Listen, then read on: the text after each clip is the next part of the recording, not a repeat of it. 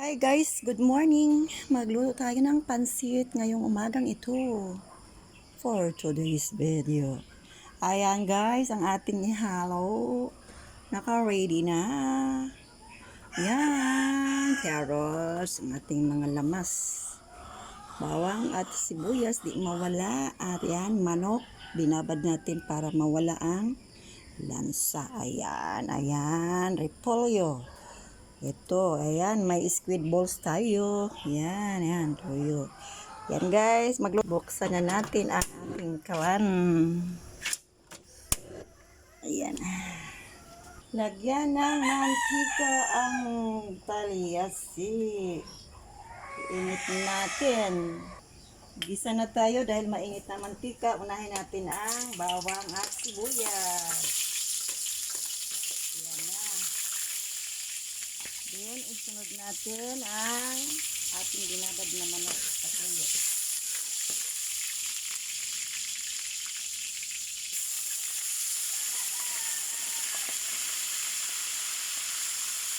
Yan. Isahin natin ang maigi. Pag nagluto, nag-inisang maigi, malasa talaga guys. Yan na. Gisa natin.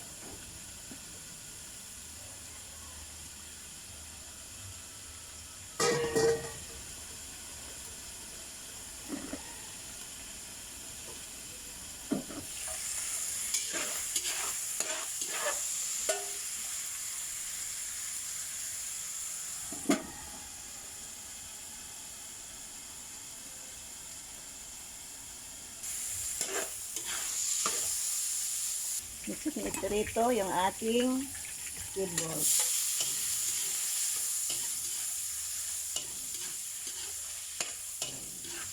Squid balls, ito lutuin na natin mga lahat yan. Ito lahat muna isa. Isunod ang carrots. Isunod ang repolyo. Lagyan na ang tuyo. Yan guys, lagyan ng tuyo, asin, paminta, hanguin. Yan, lagay na natin dito, hanguin na. Templado ito. At magpakulo tayo dito ng tubig sa kawali. Italians. Ayan na. Lagyan natin ang tubig, dalawa. Dito natin na, huwag natin gasan. Dalawang 1.5 ang ilagay natin dito sa 1 kilong pansit bihon. Ganyan ako guys. At ating pakuluin at timplahan ito ng orchid. Oyster atoy. Luto na.